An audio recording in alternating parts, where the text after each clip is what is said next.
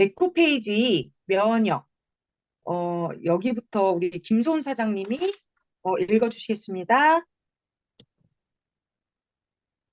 시작하겠습니다. 면역.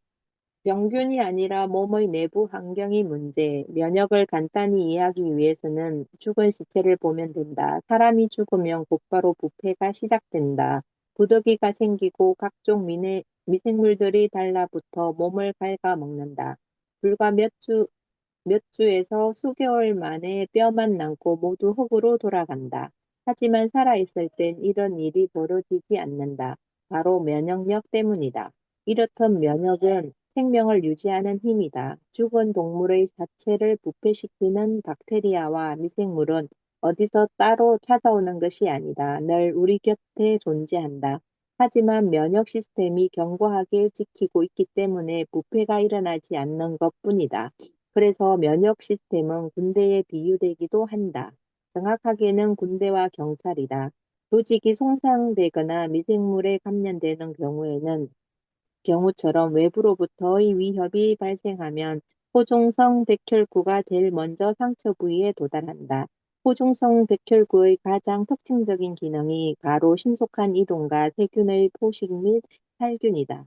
강력한 급성 염증에 중요한 역할을 한다. 외부 침략자와의 전면전 혹은 국지전을 벌림으로 군대라고 할 수 있다. 이들의 활동은 교감신경의 자극과 함께 상승한다. 반대로 평화 시에는 부교감신경이 우위에 놓이게 된다. 이때는 제백혈구의 약 25% 정도를 차지하는 림프구가 돌아다니면서 내부 단속을 한다. 군대가 아닌 경찰인 셈이다. 대표적으로 유명한 활동이 돌연변이 된 세포를 찾아 제거하는 것이다. 바로 암세포다. 그래서 암 예방을 위해서는 부교감신경이 우위에 있는 것이 유리하다. 느긋하고 속편하면 된다. 단 환경에 상관없이 느긋하고 속편해야 한다. 환경에 지배되면 현대인들은 교감신경 우위의 생활을 지속할 가능성이 크다. 결론은 암 발병 위험의 증가다. 그렇다고 해서 면역력이 무조건 강해야 좋은 것은 아니다. 면역 반응이 너무 약하면 미생물에 무너지지만 너무 강해도 자멸하기 때문이다. 면역력이 조금만 항진돼도 자가 면역 질환으로 공격한다. 자가 면역 질환은 말 그대로 면역력이 나 자신도 공격하는 질환을 말한다. 면역력 강화가 면역 반응을 강하게 한다는 뜻은 아니라는 사실을 잘 이해해야 한다. 의학적 의미의 면역은 나 외의 모든 것을 대체하는 시스템을 말한다. 단순히 박테리아나 바이러스 감염과 맞서 싸우는 수준이 아니다. 그보다는 훨씬 더 넓은 범위를 포함한다. 장내 미생물은 세균이지만 나의 일부로 인식된다. 최소 1500만 년 전부터 함께 동거해온 같은 편이다. 따라서 공격 대상이 아니다. 오히려 장내 미생물이 외부 감염의 위험으로부터 나를 지켜주니 연합군인 셈이다. 반대로 암세포는 나의 세포지만 같은 편이 아니다. 가만 놔두면 나의 목숨이 위험할 수 있기 때문에 우리 면역 시스템은 암세포를 공격한다. 그런 까닭에 단순한 항원 항체 모델이 면역의 전부가 아니다. 백신은 특정 병원체에 대해 항원 항체 반응을 일으킨다. 백신 주사 후 항체가 생기면 면역이 생겼다고 인정한다. 하지만 예전 모델이다. 감염성 질환의 발병을 억제하기 위해선 영양 상태와 위생 상태도 큰 몫을 차지한다. 똑같은 홍역이라 할지라도 영양 및 위생 상태가 우수한 선진국과 영양 및 위생 상태가 열악한 빈국의 발병률과 치사율이 다르게 나타난다. 장티푸스나 결핵은 백신 없이도 선진국에서 퇴치되었다. 1960년대 홍역 백신이 미국에서 출시되기 이전부터 이미 홍역의 위세가 크게 꺾여 있었다. 홍역을 두려워하는 미국인은 거의 없었다. 영양 상태와 위생 관념 덕분에 개체들의 면역력이 튼튼해졌기 때문이다. 우리나라의 경우 2005년에 이르러서야 수두 백신이 의무 접종에 포함되었고 시작되었다. 하지만 그 이전부터 수두를 두려워하지는 않았다. 이렇듯 면역이라는 것은 일종의 오케스트라다. 모든 것이 협력하여 선을 이룬다. 열악한 위생 환경에서 영양 결핍을 초래할 정도로 아무거나 막 먹고 살면서 백신 하나 맞았다고 강한 면역력이 생길 리는 없다. 건강할 리 없다. 현대의학에선 병원체라는 용어를 쓴다. 병원체는 세균뿐만 아니라 병원, 병을 일으키는 모든 미생물과 바이러스를 포함하고 심지어 프리온 같은 단백질도 포함한다. 면역에 대해 이해가 높아지면서 루이 파스테르의 단순한 세균 이론 시대에는 지나갔다. 하지만 아직도 의료 현장에서는 예전의 패러다임에 머물고 있는 경우가 많다. 그 결과 폐혈증을 두려, 두려워하고 항생제 처방을 쉽게 한다. 학술지 네이처 2014년 12월 11일자에는 병원체라는 용어를 버려라 라는 제목의 기고문이 실렸는데 질병을 일으키는 미생물을 지나치게 강조한 의학 패러다임이 오히려 전염병을 이해하는 데 장애가 된다는 주장을 담고 있다. 나는 이에 전적으로 동의한다. 연초가 되어 학급에 독감이 돌아도 모두 다 독감에 걸리지 않는다. 왜 그럴까? 독감 예방주사 덕분은 아니다. 독감 예방주사의 효율이 매년 평균적으로 20%에 지나지 않기 때문이다. 주목해야 할 것은 독감 바이러스가 아니라 아동 개인의 면역력이다. 충분한 수면, 운동, 영양 섭취가 좋은 아이들이 바이러스를 잘 이겨낼 수 있어 독감에 걸릴 확률이 낮다. 반면 수면이 부족하고 스트레스가 많은 아이들이 독감에 걸릴 확률이 높다. 결국 병원군보다는 내 몸의 면역력이 변수인 것이다. 세균설대, 세균설대 내부 환경설. 19세기 의학계에서는 위대한 과학자 두 명이 있었다. 루이 파스테르와 클로드 베르나르다. 두 사람은 질병의 원인과 치료에 대한 패러다임이 서로 완전히 달라 많은 실증과 논쟁이 오갔다. 과학자이자 미생물학자인 파스테르는 세균설을 주장했다. 간단히 말해 병균이 우리 몸에 들어와 감염되면 병에 걸린다는 이론이다. 그래서 세균술도 설에 입각하여 원인이 되는 병균을 죽이는 항생제가 개발되었고, 이는 백신과 더불어 현대의학의 패러다임으로 자리 잡았다. 그런데 당시 파스테르의 친구였던 클로드 베르나르의 주장은 전혀 달랐다. 외부에서 들어오는 병균이 문제가 아니라 우리 몸의 내부 환경이 문제라는 주장이었다. 병균이나 바이러스에 감염된 것도 우리 몸 안의 균형이 깨질 때 감염된다는 것이었다. 당시에는 면역이라는 개념이 없을 때였지만 지금식으로 표현하자면 면역력이 약해질 때를 의미하는 것이다. 우리의 피부와 장 그리고 피 속에 어차피 수조가 넘는 균이 살고 있다. 이 중에는 좋은 균만 사는 것이 아니라 나쁜 균도 있다. 코 점막 속엔 감기 바이러스가 항상 붙어 있지만 그렇다고 늘 병을 일으키지는 않는다. 평소에는 조화를 이루고 잘 살고 있는데 내부 환경에 문제가 생기면 면역력이 떨어지고 그때를 틈타 병원균이 증가하면서 문제가 생긴다는 것이다. 암도 마찬가지다. 암세포는 매일 생기지만 모두 암에 걸리지는 않는 이유는 면역 기능이 제대로 작동하기 때문이다. 즉, 체내 환경이 균형을 이루고 있기 때문이다. 독감이 유행할 때 어떤 아이는 독감에 걸리고 어떤 아이는 괜찮은 이유다. 예를 들어 두 개의 사과가 있는데 하나는 온전하게 그대로 두고 다른 하나는 식탁 모서리에 부딪혀 멍이 들었다면 멍이 든 사과가 더 빨리 썩는 것을 볼 수 있다. 그만큼 내부 환경이 더 중요하다는 것이다. 이 두 과학자는 살아생전 수많은 토론과 경쟁을 했지만 돈은 파스테르가 벌었다. 아무래도 파스테르의 세균설이 돈이 될 수밖에 없었다. 각각의 병균에 맞는 항생제를 개발하거나 병원체에 맞는 백신을 개발하는 게 돈이 되기 때문이다. 내부 환경이 중요하다는 것은 당시로선 이해하기 어려운 애매한 개념인데다 내부 환경을 좋게 유지하기 위한 영양, 운동, 스트레스 관리, 수면 같은 것들은 돈이 되질 않았다. 다만 파스테르는 임종을 앞두고 베르나르가 맞았어. 세균은 아무것도 아니야. 환경이 전부야. 라며 고백했다. 그리고 20세기에 들어와 프랑스계 미국인 미생물학자 르네 디보가 베르나르의 이론이 맞다는 것을 증명한다. 대부분의 질병은 운이 나쁘게 외부에서 찾아오는 것이 아니라 이미 몸속에 있는 병균들이 원인이 된다는 것이다. 뭔가 방해하여 균형이 깨지면 그때 병균들이 들고 일어나 병을 일으키고 증상을 일으킨다는 것이다.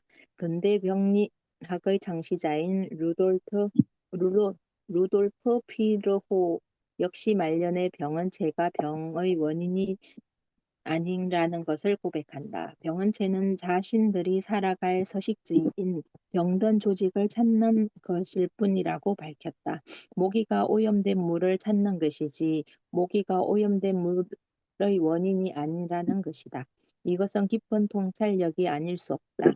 파스텔레가 틀렸다는 의미는 아니다. 인류는 파스텔레에게 진빚이 있고 감사해야 할 것이 많다. 항생제 페니실린의 개발로 전에는 손도 써보고 죽는 질병들을 간단히 치료할 수 있게 되었다. 터키 전쟁에서 수많은 목숨을 살렸다. 그런데 요즘 다시 베르나르와 디보의 이론이 힘을 얻고 있는 추세다. 그렇게 새 생겨난 문화가 기능의학이다. 아직은 멀었지만 많은 의사들이 점점 이쪽으로 눈을 돌리고 있다. 지금 암이나 고혈압, 당뇨 같은 만성 질환을 고치려면 베르나르의 내부 환경설에 입각해서 패러다임을 바꿔야 한다. 되지도 않는 알약 하나에 모든 것을 거는 게 아니라 먹거리와 영양, 생활습관, 수면, 스트레스, 운동과 같은 생활 환경부터 먼저 점검해야 할 줄 아는 지혜를 갖춰야 한다. 여기까지 읽겠습니다. 네, 감사합니다. 김소은 사장님. 다음에 지금 115페이지부터 우리 안상순 사장님 부탁드릴게요. 수면, 버리는 시간이 아니라 건강에 투자하는 시간. 이 책에서 단 하나의 챕터만 읽어야 한다면 나는 주저하지 않고 이 챕터를 꼽을 것이다. 하지만 독자들이 가장 안 볼 것 같아 염려되는 챕터이기도 하다. 병원이나 보건당국에서 강조하지는 않거니와 약도 아니고 영양제도 아니고 심지어 운동도 아닌 경우 잠이라니. 그러나 수면의 중요성에 대해서는 아무리 강조해도 지나치지 않다. 하지만 불행하게도 현대인들이 가장 간과하는 것 중 하나가 수면이고 따라서 가장 부족한 것이기도 하다. 무료로 얻을 수 있다 보니 별 값어치를 못 느끼고 심지어 우리의 가치관은 잠자는 시간을 아까워한다. 생활 습관 때문에 수면이 부족한 경우도 있고 몸 상태가 온전하지 못해 숙면을 취하지 못하고 어려움을 겪는 경우도 있다. 이래저래 현대인들 대부분이 심각한 수면 장애 상태에 빠져 있는데 이를 현대인들의 수많은 건강 문제들과 밀접하게 연결되어 있다. 당뇨, 고혈압, 고지혈증, 비만 모두 수면과 관련이 있다. 우울증이 악화되기도 하고 면역력을 떨어뜨려 감염성 질환이나 암 발생 위험도 증가한다. 잠자는 문제를 해결하지 않고서는 아무리 습습관을 바꾸고 운동을 하고 약물을 치료를 해도 큰 변화가 없는 경우가 대부분이다. 단순히 잠자는 시간만을 의미하는 것이 아니라 수면의 질도 중요하다. 바쁜 현대인들의 삶 속에서 잠자는 시간이 아깝게 느껴지기도 한다. 일하랴, 공부하랴, 바쁜 와중에 취미 활동이나 유흥까지 즐기다 보면 쥐어짤 수 있는 시간을 잠을 줄이는 방법밖에 없다. 왠지 잠이 많으면 바쁘게 돌아가는 현대인의 기준과 맞지 않는 게으른 사람으로 보이기도 한다. 사당 오락이라 해서 4시간 자면 대학에 붙고 5시간 자면 떨어진다는 끔찍한 말도 들어보았을 것이다. 사회 분위기가 수면 부족을 부추긴다. 정주영 회장이나 나폴레옹도 하루에 4시간만 잤다는 일화가 자극이 되는 반면 원하는 만큼 잠을 실컷 자는 생활 태도는 타인에게 큰 기감이 되지 못한다.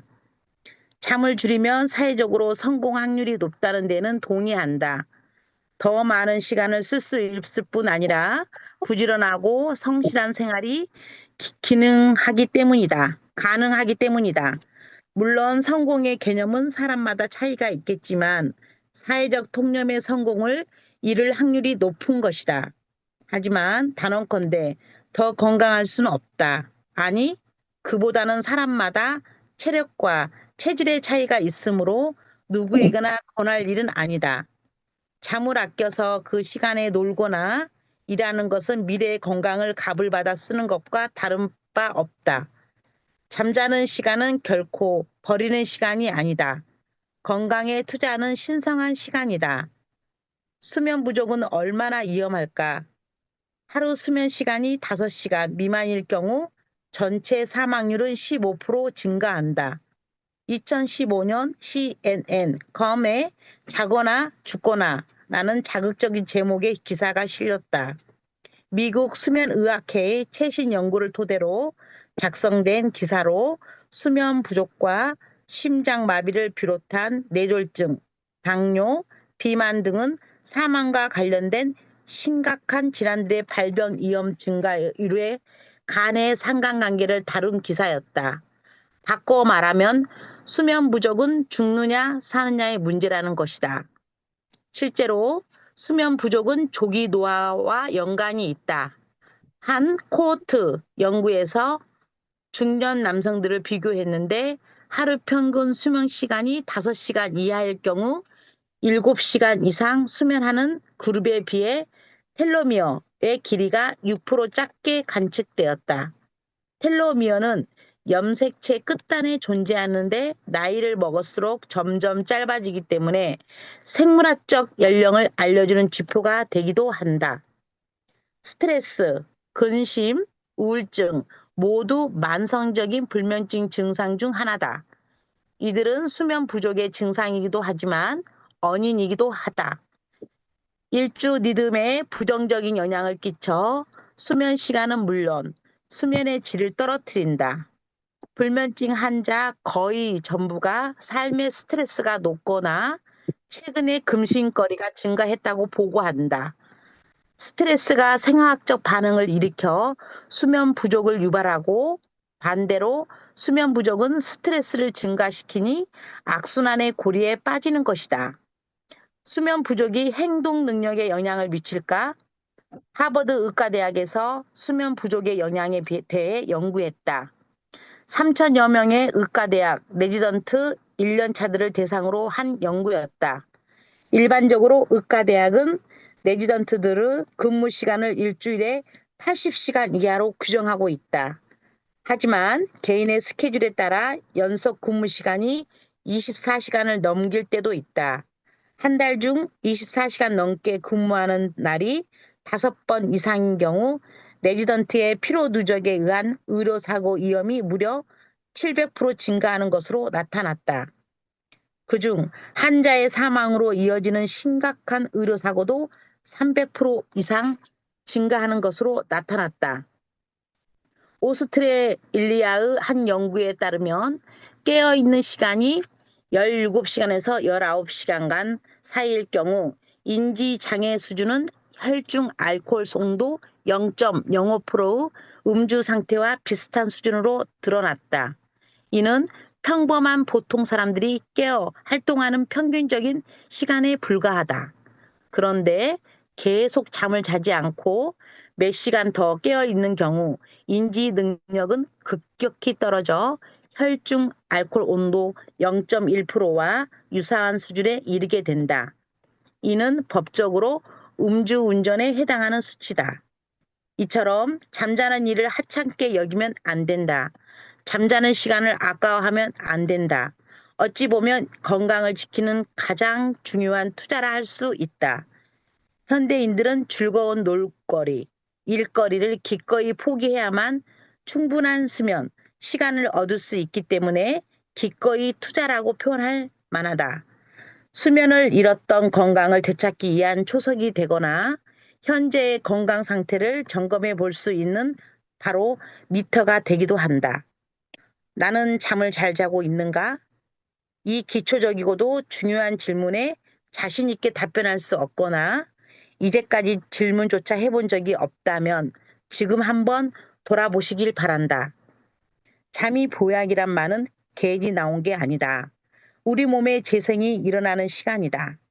몸의 재생이라는 표현은 면역력을 기르는 것이나 노화 방지를 의미한다. 노화 방지에 가장 큰 효과를 볼 수 있는 것이 수면이다. 부족한 수면 시간은 우울증을 심화시킨다. 잠이 부족하면 절대 살을 못 뺀다. 미녀는 잠꾸러기가 맞다. 피부, 체중 모두 깊이 관련이 있다. 잠이 부족하면 콜레스테롤 수치가 올라간다. 당뇨나 혈압도 마찬가지다. 스트레스는 직장 생활을 하는 많은 회사원들이 명심해야 할 부분이다. 면역력에도 영향을 끼치기 때문에 암 환자에게도 중요하다. 어느 하나 걸리지 않는 것이 없다. 수면은 건강과 관련한 거의 모든 부분에 연관되어 있다. 핸드폰으로 치면 밤에 충분히 충전해야 할 아침에 쌩쌩한 것과 마찬가지다.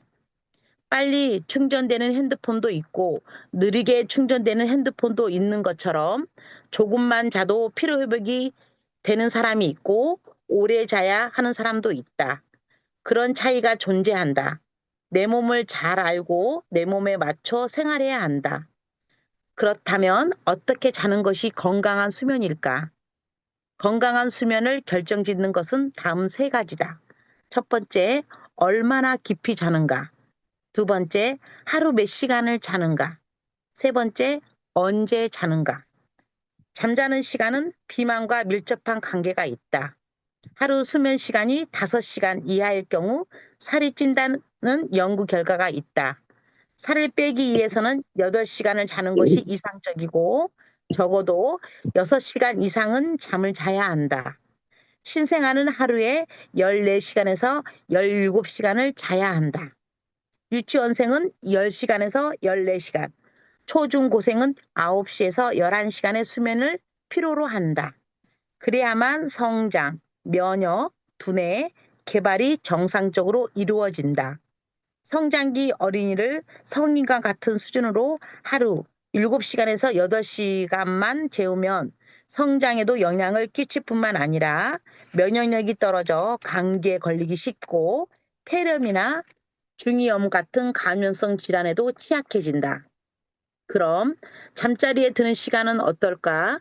몇 시간부터 몇 시까지 자는 것이 이상적일까? 수면은 몸을 재충전시키고 회복하는 시간이다. 10시부터 12시간 사이에 호르몬 분비가 왕성하다. 잠을 자야만 분비되는 호르몬들이 있다. 10시에 잠들어 4시간 자는 것이 12시간 이후 6시간 자는 것보다 낫다. 현대인들에겐 거의 불가능한 스케줄이다. 따라서 조금 늦게 자더라도 하루 7시간에서 8시간 본인의 체력이 필요로 하는 만큼 충분한 수면 시간을 채워주는 것이 중요하다. 또한 빈속에 잠을 자는 것도 중요하다. 그래야만 호르몬 분비가 가능해서 세포 조직의 회복이나 독소 제거 활동이 활발해진다. 야식을 먹고 더부룩한 상태로 잠을 잘 경우 우리 몸은 밤새 소화시키느라 바빠서 호르몬이 분비되고 활동할 겨를이 없다. 밤늦은 시간에 깨어 있으면 신체 활동을 하느라 체내 미네랄과 비타민이 소진되어 영양 결핍을 유발한다. 호르몬이 제대로 분비되려면 잠을 자는 것도 중요하지만 호르몬을 만드는 원재료인 비타민과 미네랄이 결핍되어서는 안 된다. 결론은 평소 충분한 영양소 공급을 해주고 야식을 피해 빈속으로 12시간 이전에 지침하는 것이다. 그리고 수면 시간보다 중요한 것이 숙면이다. 8시간 선잠을 자는 것보단 4시간 깊은 숙면이 나을 때도 있다. 잠을 깊이 자지 못하면 뇌파가 불안정하여 탄수화물을 찾게 되고 이는 그렐린 분비를 증가시킨다. 그렐린은 일명 공복 호르몬이라고도 불리는데 말 그대로 배고픔과 시곡을 유발하여 밤늦은 시간에 음식을 찾게 만드는 주범이다. 숙면을 취하려면 잠자리는 어둡고 조용한 것이 좋다. 따뜻한 욕조에 몸을 담그거나 너무 늦지 않는 시간에 운동하는 것도 숙면을 취하는 데 도움이 된다. 잠이 반드시 미용만을 위해 필요한 것은 아니다.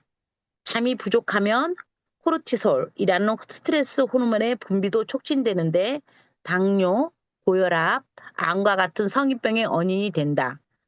잠이 부족한 상태에서 콜레스테롤이나 혈압을 내리는 것은 불가능하다. 약을 먹는 수밖에 없다. 코르티솔은 그렐린과 마찬가지로 식욕을 높이고 지방을 저장하기 때문에 살이 찌는 원인이 되기도 한다. 또한 근육을 파괴하여 기초 대사량도 나빠지고 무엇보다 집중적으로 복부 지방을 늘리는 최악의 상황이 발생하기 때문에 밤늦은 시간까지 술을 마시고 수면 부족 상태로 다음날 일찍 출근하는 생활이 지속될 경우 아랫배가 나오고 조기에 당뇨나 콜레스테롤 같은 성인병이 생길 수밖에 없다. 특히 잠이 부족하면 면역력을 떨어뜨려 감기에 걸리기 쉽고 성인 여성은 방광염, 아이들은 중이염이나 폐렴 같은 감염성 질환에 걸리기 쉽다. 잠이 부족한 상태로 피곤한 일정, 일이 되었든 즐거운 여행이 되었든 상관없이 소화하고 난 후에 대삼포증 증상이 나타나기도 한다. 면역력이 흐트러졌기 때문이다. 그렇다면 잘 자기 위해 수면제를 사용하면 어떨까? 미국의 경우 2014년 한 해에만 5,500만 명 이상의 환자들이 수면제를 처방받았다. 전체 인구의 절반가량이 평생 한 번 먹는 불면증을 경험하게 될 것이라는 전망이다. 수면제 판매액은 10억 달러를 넘어섰다. 2013년 질병통제센터의 보고에 따르면 미국 성인의 4%에 해당하는 900만 명이 수면제 처방약을 복용하고 있는 것으로 나타났다. 하지만 수면 전문가의 말을 빌리지도 않더라도 주변에서 환자들의 처방약 리스트를 보면 CDC 발표한 4%라는 수치와 보고서의 결과는 정형적인 하향 보고란 걸 알 수 있다.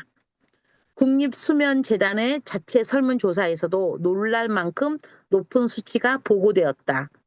전체 여성의 29%가 적어도 주중 몇 차례 처방약이든 보충제이든 상관없이 종류를 막론하고 수면을 유도하는 성분의 도움을 받는다는 것이다.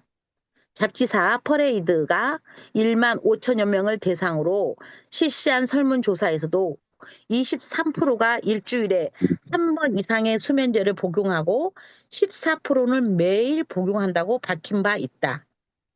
전 세계적으로 가장 흔히 사용되는 수면제는 졸피뎀이다.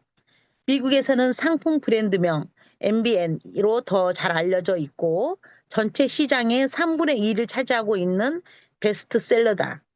한국에서도 가장 흔하게 처방되었던 수면제 중 하나이고 심각한 부작용이 보고되면서 논란이 일기도 했던 의약품이다. 사실 논란이 되었던 부작용은 졸피뎀만은 문제가 아니다.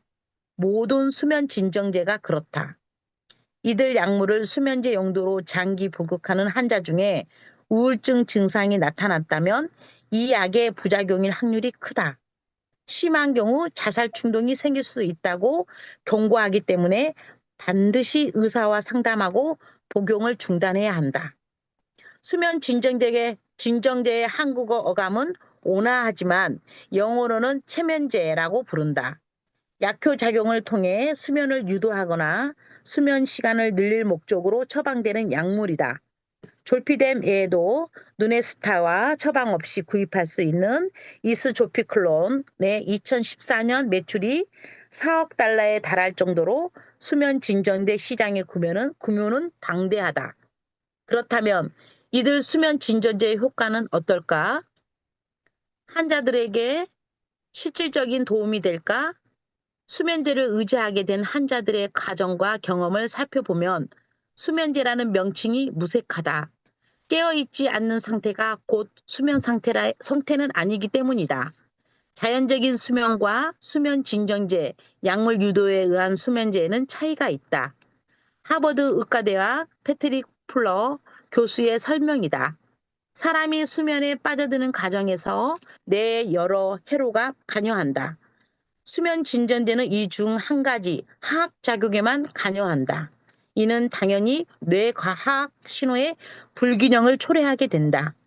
우리 뇌는 정상적인 수면에 빠져드는 것으로 간주되지만 뇌파를 살펴보면 몸을 회복시키기는 서파 수면의 상태에 빠져들지는 못한다. 졸피뎀 같은 최신 약물들을 많이 개선되어 자연적인 수면에 가까운 상태로 유도한다는 고는 하나 여전히 부작용이 존재한다.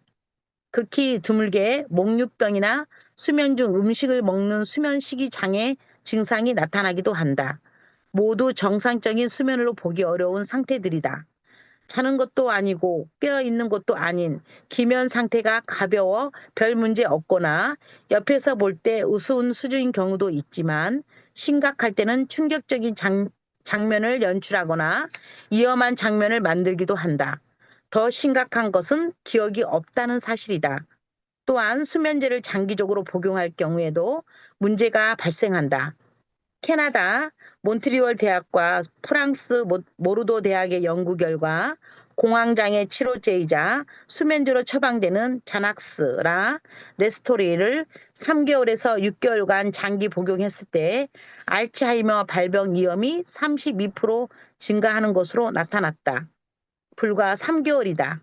실제 임상에서는 대부분의 환자들이 3개월 이상 처방을 받고 장기 복용을 한다. 6개월 이상 장기 복용 시 위험은 84% 증가한다. 그럼 가끔 사용할 경우에는 어떨까? 데니얼 크리키 박사가 이끄는 스크립 연구소의 비교 연구가 있다. 졸피뎀이나 레스토리 복용자 1만 명을 약을 복용하지 않는 비교 그룹 2만 3천 명과 2년 반 동안 추적 비교한 결과 연간 18 복용량 이상을 처방받는 그룹의 사망률은 그렇지 않는 그룹에 비해 3배 이상 높은 것으로 나타났다. 처방약의 양이 증가할수록 사망률도 비례해서 증가하는 것이 관찰되었다. 한 발 더 나아가 양을 가장 많이 처방받는 그룹은 연간 132 복용량이었는데 이 그룹의 암 발병률 또한 35% 증가한 것으로 나타났으며 암의 종류는 폐암, 림프암, 전립선암, 대장암 등 다양했다. 간혹 잠을 자기 위해 타이레놀, PM정이나 나이킬, 베나딜 같은 감기약을 먹는 경우를 본다. 이 약들은 해열제이자 수면제가 아니다. 약의 부작용을 이용하는 경우인데 대표적인 약물 남용이다. 늦은 저녁에 먹어도 약효가 시작되는 시간이 오래 걸려 자정 넘어서야 약효가 나타나기도 한다. 그리고 아침 일찍 일어나야 하는데 약효가 오전 9시까지 지속될 경우 커피를 마시고 체내에서 배출하려고 온갖 방법을 동원해도 피곤한 경우가 있다. 심지어 비행기를 타고 한국에 가면서 아이를 재우기 위해 타이레놀을 먹이는 것을 비법 아닌 비법이라고 자랑하는 엄마들도 있다. 이는 약물 남용을 넘어 아동 학대다. 네, 감사합니다. 네, 안상수 사장님 수고 감사합니다. 많으셨어요. 네. 네. 지금 125페이지 멜라토닌부터는 우리 홍선자 사장님께서 읽어주시겠습니다. 네, 안녕하세요. 네, 네. 멜라토닌. 불면증 환자들이 가장 많이 사용하는 영양제가 멜라토닌이다. 1992년 처음 소개된 이래 많은 사람들에게 도움을 주었으나 그 효과는 개인에 따라 큰 차이가 났다.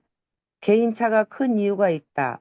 멜라토닌은 날이 어두워지면 뇌의 송광선에서 분비되어 우리 몸의 수면과 기상 주기를 조절하는 호르몬이다. 밤과 낮의 길이나 계절에 따른 일조시간 변화에 의한 광주기를 감지하여 생식 활동의 일주성, 연주성 등 생체 리듬에 관여한다. 초저녁에 잠이 쏟아질 때 버티다가 그 시간을 넘기면 잠이 달아나는 이유는 멜라토닌이 더 이상 분비되지 않기 때문이다.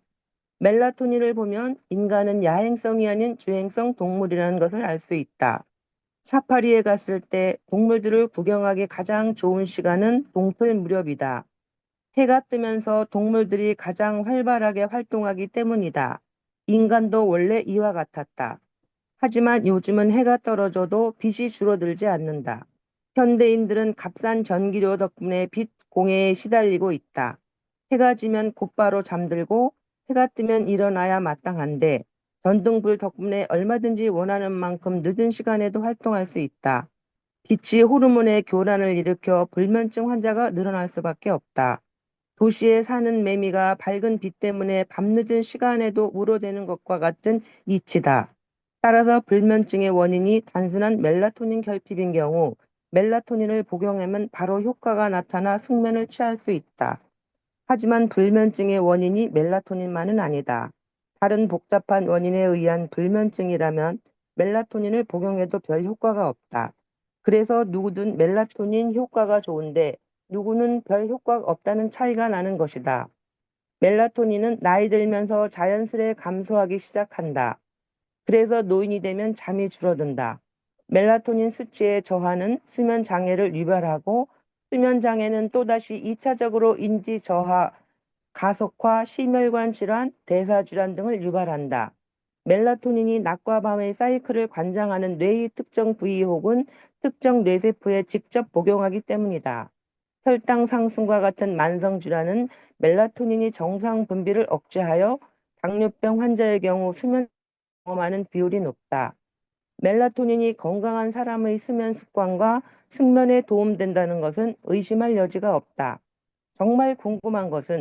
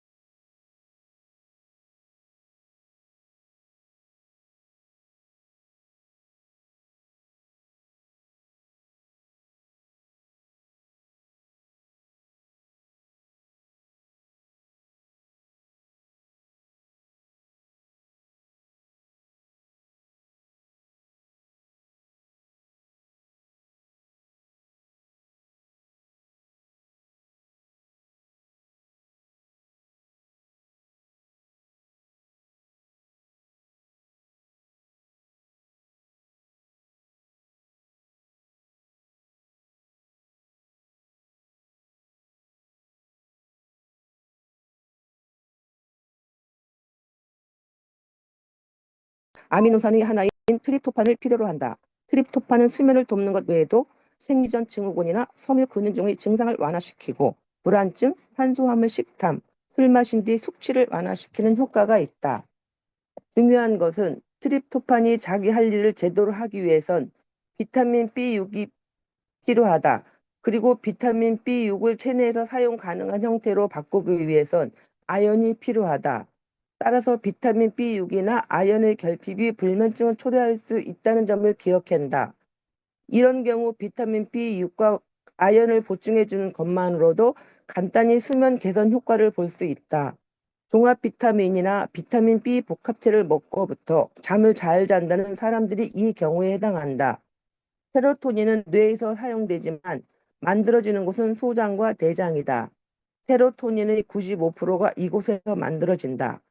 그러므로 장이 건강하지 않으면 행복하기도 잠을 잘 자기도 어려울 수밖에 없다. 그 밖에 카모마일 차도 도움이 되고 사리염의 족욕이나 목욕을 하는 것 숙면을 취하는 데 도움이 된다. 또 수면에 도움을 주는 약초들로는 길초군, 아슈와간다, 시계초 등이 있다. 수면을 방해하는 요인들. 수면의 가장 큰 방해는 전파 공해다. 그리고 SNS도 한몫한다. 중독성이 있기 때문에 그 습관을 끊지 못하면 수면 장애로 연결될 수밖에 없다. 잠자리에 들기 한두 시간 전에는 핸드폰이나 태블릿을 내려놓고 종이로 된 인쇄물을 읽는 것을 추천한다. 빛이 나오는 핸드폰을 들여다보고 있으면 눈을 덜 깜박이게 된다. 이는 뇌 활동 증가로 이어져 잠드는 것을 어렵게 한다. 이처럼 복잡하게 설명하지 않아도 종이에 인쇄된 책을 읽으면 잠이 더 잘 온다는 것을 경험적으로 알고 있을 것이다. 멜라토닌 수치는 빛과 반비례로 오르락내리락해서 저녁 시간에 집안 조명이 너무 밝은 것은 좋지 않다. 특히 아이들을 일찍 재워야 하는 집에서는 일찍 소등해서 잠잘 수 있는 분위기를 만들어 주어야 한다. 영양이 별로 없을 것 같은 어두운 조명도 수면에 방해가 된다. 잠은 어둠 속에서 자야 한다. 잠자는 동안 낮은 조명에 노출되는 것만으로도 낮 시간 동안이 뇌 기능과 컨디션이 영향을 받는다. 경제적인 세상 살아가는 현대인들이 충분한 수면 시간과 숙면을 취하기란 쉽지 않다. 이는 매우 현실적인 문제다. 편안하게 잠에서 깨는 경우 주말에나 가능한데 심지어 그런 주말 없이 생활하는 사람들이 대부분이고 보통은 알람 소리를 이겨내며 힘들게 잠에서 깨어야만 하는 게 현실이다. 바쁜 스케줄 때문에 잠자는 시간을 쪼개 사용하다 보니 우리 몸이 요구하는 충분한 수면 시간을 확보하기가 어렵다. 하지만 건강을 유지하기 위해서 혹은 날씬해지기 위해서 숙면을 취하는 것, 그리고 충분한 잠을 자는 것이 중요하다는 사실은 변함이 없다. 이는 정신력으로 이겨낼 사안이 아니다. 미운 사람도 용서하고 긍정적인 생각을 가지고 평안한 마음을 유지하는 것이 중요하다. 무엇보다 번민하며 뜬 눈으로 지새우는 밤이 많아서는 안 된다. 그것이 일이 되었든 돈이 되었든 관계가 되었든 상관없이 잠보다 중요할 수 없기 때문이다. 스트레스, 죽기 아니면 까무러치듯 웃기. 병원에서 검진을 받으면 병명은 잘 찾아주는데 원인은 그냥 스트레스라고 하는 경우가 많다. 그래서 의사들은 잘 모르겠으면서 다 스트레스라고 하더라는 우스갯소리가 있다. 고백하면 그 말도 틀린 말은 아니지만 의사가 진짜 원인을 몰라서 스트레스라고 둘러댔다 하더라도 의사의 말이 맞을 확률은 매우 높다. 그만큼 스트레스가 신체적 증상에 실체적 영향을 준다. 조금도 아니고 아주 많이 영향을 준다. 거의 몸을 지배하는 수준이라 해도 과언이 아니다. 문제는 스트레스에 대한 사람들의 인식이다. 너무 막연하게 생각한다. 왠지 그냥 각자 알아서 해결해야 될 것 같고 스트레스를 잘 받지 못하면 그 사람에게 문제가 있다는 식으로 생각한다. 지극히 개인적인 사정이라고만 인식한다. 가난과 빈곤을 개인의 문제로 보는 시각이 있으면 사회 문제로 보는 시각도 있다. 현실은 둘 다 공존하며 복합적인 경우가 많다. 가진 자가 가난한 자들에게 게으르고 무능해서 저런다고 비난해서는 안 되고 반대로 가난한 자가 사회 구조만 탓할 수 없는 것과 똑같은 이치다. 스트레스도 마찬가지다. 개인마다 스트레스를 견디는 능력에 차이가 나는 것은 사실이다. 예민한 사람이 있고 둔감한 사람이 있다. 김광석의 노래 두 바퀴를 가는 자동차의 가사처럼 번개 소리에 기절하는 남자도 있고 천둥 소리에 하품하는 남자도 있는 것이다. 이렇듯 개인차가 나는 것은 인정할 수밖에 없다 해도 현대 사회 또한 스트레스 증가에 한몫하는 것도 사실이다. 현대 사회는 개인의 스트레스가 가중되도록 발전해 왔다. 삶은 편리해졌을지 몰라도 그만큼 더 행복해진 것은 아니다. 행복하지 않다는 것은 스트레스가 더 많다는 뜻이다. 만성적인 스트레스는 단순한 행복감과 같은 감정이나 심리적인 문제를 넘어서 육체적인 문제를 일으키기 때문에 절대 간과해서는 안 된다. 면역력을 떨어뜨려 감염이나 암, 발병 위험을 높이기도 하고 이상 콜레스테롤 혈증이나 당뇨, 고혈압과 같은 만성 질환의 원인이 되기도 한다. 가장 안타까운 것은 심장마비나 뇌졸중과 같은 급성 사망 사고를 일으키기도 한다는 것이다. 또 불면증을 야기하고 살을 치우기도 한다. 스트레스를 하지 않고 살을 빼는 것은 거의 불가능하다. 호르몬 분비가 엉망이 되기 때문이다. 이렇듯 스트레스는 심리적인 문제에 머무르지 않는다. 아무리 건강한 음식을 챙겨 먹고 노력을 기울여도 스트레스가 많다면 건강 상태를 개선하기가 쉽지 않다. 정신신체증이 실제하기 때문이다. 정신신체증이란 심리적인 문제로 인해 신체적 증상이 나타나는 현상을 의미한다. 또는 마음의 괴로움과 스트레스를 표현하지 못할 병이 생기는 현상을 의미한다. 간단히 예를 들면 기분 나쁜 상태에서 음식을 먹고 체하는 것이 여기에 해당된다.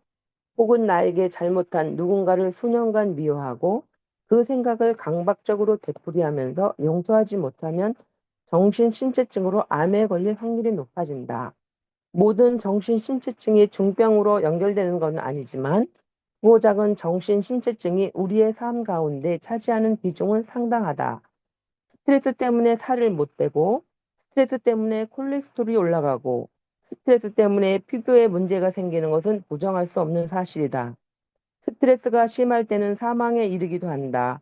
중년 남성들이 잠을 자다 밤사이 심근경색으로 돌연사하는 경우가 간혹 있다. 불과 6개월 전에 종합검진에서 심장 혈관 검사를 했고 모두 정상으로 나왔을 가능성이 크다. 심근경색이 원인이 실제로 관상동맥이 막힌 경우도 있지만 극도의 스트레스를 받으면 체내 마그네슘이 소진되는데 일반 근육보다 20배 이상 마그네슘을 필요로 하는 심장 근육이 정상적인 박동을 하지 못하고 보정맥과 심박동 정지를 일으켜 사망에 이를 수 있다. 마그네슘 결핍이 심장마비 위험을 증가시킨 것인데 직접적인 원인은 스트레스가 될 수 있는 것이다. 실제로 심장마비 환자들 중에는 얼마 전에 큰 사건을 겪었거나 감당하기 어려운 큰 스트레스를 받은 경우가 많다. 그 당시에는 괜찮았는데 사건이 지난 후 얼마 있다가 심장마비가 오는 경우가 많다. 그렇다면 극도의 스트레스 상황에서 우리 몸속에선 어떤 일이 일어나는 걸까? 스트레스 환경에 노출되었을 때 생존하기 위해 몸이 반응 것을 스트레스 반응이라 하는데 이때 자율신경에 의해 체내 호르몬 분비가 일어난다. 대표적인 스트레스 호르몬은 코르티솔이다. 혈압의 증가, 갑상선, 기능 억제, 생식 기능 및 성적 욕구 억제, 식욕 저하, 신진대사 기능 억제와 면역 기능의 변화를 유도한다. 반대로 스트레스 완화와 관련된 호르몬은 세로토닌이다. 도파민, 엔돌핀과 더불어 행복 호르몬으로 잘 알려져 있다. 하지만 세로토닌도 지나치면 독이 된다. 세로토닌은 행복 호르몬이라는 별명에 걸맞지 않게 의외로 우울증과 깊은 연관이 있다. 세로토닌이 증가할 경우 HTC와 코르티솔 농도가 더불어 증가하여 오히려 근심 불안이 가중된다. 심리적인 문제에서 끝나는 것이 아니라 근육이 굳거나 간질 발작과 유사한 경련을 일으키기도 한다. 세로토닌의 어원은 세럼, 즉 혈장에서 발견된 혈관을 수축시키는 물질이라는 뜻으로 지날 수 있고 심한 경우 심박동 정지로 사망에 이르기도 한다. 바로 세로토닌 증후군이다. 스트레스는 종류도 다양하고 강도도 다르기 때문에 스트레스에도 순위가 있다. 현대인들에겐 어떤 스트레스가 가장 클까? 사람들이 어떨 때 가장 스트레스를 많이 받을까? 미국의 심리학자 토머스 홈스와 리처드 라해 박사는 건강상의 문제를 야기할 수 있는 스트레스를 43개 항목을 정하여 발표하였고, 내에서는 홍광의 교수와 정도현 교수가 귀하의 정서와 사회적 환경을 고려하여 스트레스 지수를 개발하였다. 상위 12위까지만 살펴보면 다음과 같다. 1위 자식 사망, 2위 배우자 사망, 3위 부모 사랑, 4위 이혼, 5위 형제자매 사망, 6위 배우자의 외도, 7위 별거 후 재결합, 8위 부모 이혼, 재혼, 9위 별거, 10위 해고, 파면, 11위 정든 친구의 사망, 12위 결혼. 놀랍게도 배우자와의 이혼이나 배우자의 외도가 죽음과도 같은 수준의 스트레스에 해당된다. 바람 피우는 사람들도 나름대로 변명이 있겠고 본인은 즐거울지 모르겠지만 그것은 상대방을 죽이는 살인과도 같은 행위라고 볼 수 있다. 특히 배우자의 외도는 화병이 생겨두면 장애를 유발하고 우울증으로 이어간다. 흥미로운 점은 상위 10위에 있는 모든 스트레스가 인간관계에 관련돼 있고 1위부터 6위까지는 헤어지는 것 혹은 관계의 단절이다. 죽음도 결국은 헤어지는 것이기 때문이다. 그러므로 사랑하는 사람과의 관계에 손상이 가는 것이 인간에게는 가장 큰 스트레스다. 관계의 단절은 사람을 죽게 만들고 병들게 만든다. 관계라는 것이 인간의 큰 관심사이다 보니 사람들은 드라마 보기를 즐긴다. 드라마는 대부분 관계에 관한 이야기다. 드라마 속에 나오는 남녀 관계, 오해, 갈등, 실생의 비밀. 시청자들은 남들의 관계를 들어보면서 재미있어 한다. 그만큼 관계에 목말라 있고 연계어 있기를 좋아한다. 핸드폰을 집에 두고 나서면 하루 종일 허전한 것도 어딘가에 접속되어 있길 원하는 DNA가 있는 것이고 SNS가 활성화되는 것도 다른 인류가 접속하고 싶은 욕망 때문이다. 다른 순위를 좀 더 보면 직장에서 해고하는 스트레스가 10위, 돈과 관련한 문제는 10위권 바뀌고 학업과 관련한 스트레스는 32위에 머물고 있다. 물론 개인차가 있을 것이고 절대적인 데이터라 할 수 없겠지만 이는 어느 정도 승인한다. 돈을 쫓으며 살고 있지만 어찌 보면 우리가 정말 원하는 것은 돈이 아니다. 행복하기를 원하는데 돈이 행복을 보장해 줄 거라는 믿음이 있을 뿐이다. 많은 경우 돈이 해결 수단이 될 수 있다고 믿을 뿐이다. 하지만 나는 감히 헛된 믿음이라 말하고 싶다. 헛된 것을 믿고 있기 때문에 스트레스만 가중된다. 행복하기를 원한다면 부유나 가난에 상관없이 행복할 수 있는 능력을 갖추는 것이 옳다. 진정한 행복은 환경에 의존하지 않기 때문이다. 대학 입학이나 취업은 답이 아닐 가능성이 크다. 반면 일시적인 스트레스가 오히려 건강에 좋다는 연구 결과도 있다. 실험실에서 암에 걸린 쥐로 실험한 결과 작은 스트레스를 받은 쥐의 생존율이 더 높았다. 일시적인 스트레스가 심장 박동이나 혈액순환 호르몬을 분비시켜 건강을 유지한다는 것이다. 오랜 세월 사냥을 하면서 쫓고 쫓기며 살아온 인류는 일시적인 스트레스를 이겨낼 메커니즘 정도는 갖추고 있다. 다만 지나친 스트레스나 만성적인 스트레스가 문제된다. 이는 인류에게 익숙지 않은 스트레스이기 때문이다. 그래서 건강하기 위해서는 스트레스를 쌓아두는 것이 아니라 해소할 줄 알아야 한다. 스트레스를 낮춰주는 음식과 영양소는 시금치나 배추 같은 녹색 채소가 있다. 녹색 채소가 도파민을 형성하기 때문이다. 도파민은 행복감을 증가시키는 호르몬이다. 그 중에서도 아스파라거스는 엽산을 풍부하게 함유하고 있는데 엽산 부족은 우울증 위험을 증가시킨다. 오메가3가 들어있는 연어나 견과류도 도움이 된다. 오메가3는 스트레스 호르몬인 아드레날린, 코르티솔과 반대 작용을 하며 이를 스트레스 호르몬의 영향을 감소시킨다. 고추의 매운맛을 내는 캡사이신 성분도 입의 신경 말단을 자극해 뇌를 흥분시켜 엔돌핀 생성을 자극한다. 달걀의 풍부한 트립토판 아미노산은 세로토닌 분비를 활성화시켜 우울증, 불안증을 해소하는 데 도움이 된다. 비타민C는 아드레날린 분비를 촉진시켜 스트레스를 풀어주고 비타민 D와 마그네슘은 스트레스에 민감하게 반응하는 코르티솔의 분비를 억제한다. 그 밖에 아시와 간다와 라벤더 에센셜 오일도 스트레스 감소에 도움을 준다. 반대로 카페인이 든 음식은 피하는 것이 좋다. 스트레스가 많은 상태에서 카페인을 지속적으로 섭취할 경우 우리 몸이 더 피곤함을 느낄 수 있다. 그리고 스트레스를 낮추는 데는 웃음이 명약이다. 놀라운 것은 억지 웃음도 충분한 효과를 나타낸다는 사실이다. 이 얼마나 다행인가. 타인의 행동이나 환경에 달린 것이 아니라 내가 알아서 할 수 있다니 말이다. 웃을 일이 없어도 웃어야 하는 이유이다. 운동도 스트레스 해소에 상당한 효과가 있고 노래는 듣는 것과 부르는 것 모두 해당되며 명상이나 기도 역시 도움이 된다. 타고난 성격이 예민하거나 스트레스를 많이 받는 환경 속에 놓여 있다 하더라도 나름의 방법을 통해 마음가짐을 바꾸는 훈련을 꾸준히 해야 한다. 성격이라면 바꿔야 하고 환경이라면 잘 관해야 한다. 스트레스는 결코 쌓아둘 성질이 것이 못 된다. 삶과 죽음의 문제이기 때문에 건강을 주관하기 때문에 그렇다.